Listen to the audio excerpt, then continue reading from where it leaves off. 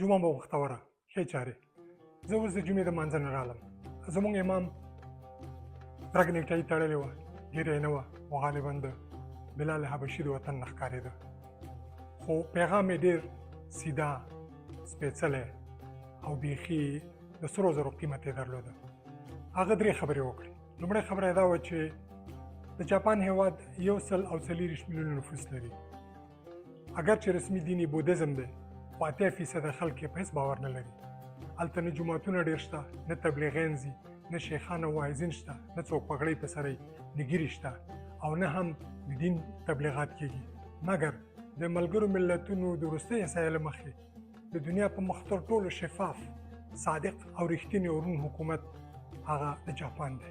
یوازې په روز کال دوی یوازې د ټویوټا کمپنۍ 11 میلیونه او 3 لکه موټرې خرڅې کړي دي. د دنیا تر ټولو ښه صنعت، ښه صحت او ښه د ملت پالنه په همغه ځای کې ده. خو موږ څه لرو؟ د دغه ځوان امام دویم پیغام دا و، که غواړئ چې د صحت په قدر پوه شئ چې دا په انسان په ژوند کې څومره با ارزښته دی، پیسې نه دي بلکې صحت دی. او که غواړئ چې په قیمت یې پوه شئ، د شفاخانو ته لاړ شئ، وګورئ چې هلته مریضان، مالداره، غټ، واړه، ماشوم، د مختلفو عمرونو خلک په څه حالت کې پراته دي. په پوزو کې ورته د اکسیجن پایپونه ایښودي دي. همهغوی نه پوښتنه وکړئ چې صحت څه ته وایي. که غواړئ چې د ازادۍ په نعمت باندې پوه شئ، نو زندانونو ته لاړ شئ، چې په زندانونو کې هر رقم خلک، په مختلفو جرمونو ککړ خلک هلته په یو لویه کوټه کې سره راټول شوي دي او ګرچاپېر ته د فولادو پنجرې دي. او که غواړئ چې د ژوند په اهمیت پوه شئ چې ژوند څومره قیمتي دی، څومره با ارزښته دی، څومره لنډ دی، څومره ښکلی دی، نو هدیرو ته لاړ شئ.